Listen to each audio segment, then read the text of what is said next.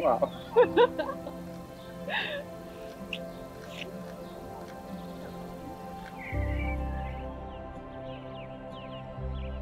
Mut siinä vaiheessa kun mä kosin, niin me oltiin Taivaskalliolla, Käpylän siinä lähellä. Ja mulla oli kitara mukana. Ja mä kosin sillä että mulla oli 5. Sitä ennen mä taisin lausua runon, minkä mä olin tehnyt Nellille. 13.2.2023 mä sain seuraavanlaisen tekstiviestin Adelta. Mä ehkä rakastun, mutta on just kakilla, mutta ettäs tiedä.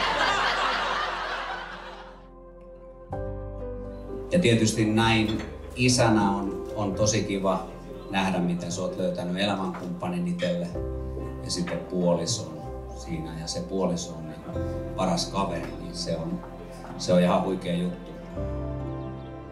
Ja Nelli, mä en oo ikinä nähnyt Attea noin onnellisena, kun hän on sun kanssa. Vielä pieni muistutus tai toive Atelle. Muista, että Jehova teki Eevan Aadamin kylkiluusta, eli käsivarren alta ja läheltä sydäntä.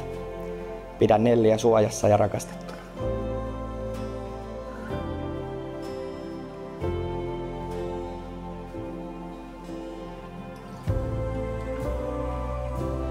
Jos mä joskus haen johonkin kouluun, niin mä haluan, että mä haen sinne sunkaan.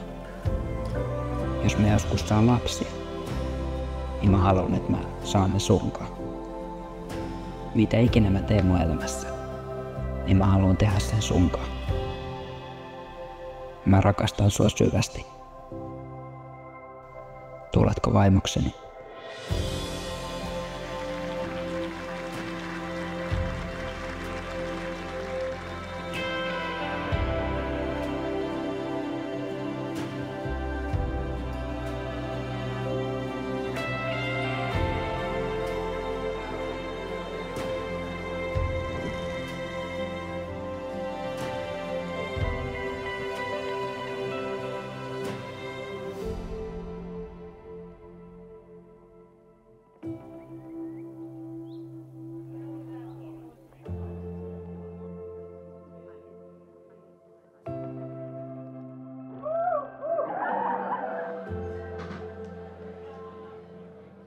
Mahtavaa nähdä tää koko porukka tässä näin.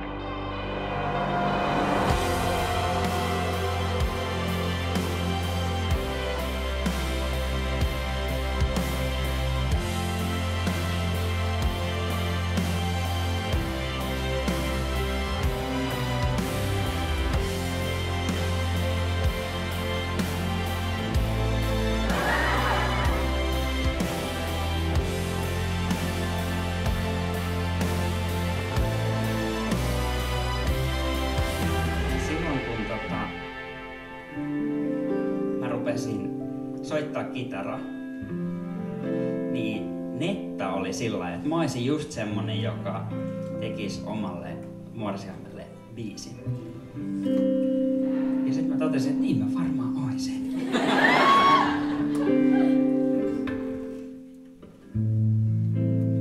Tää on sulle tää biisi.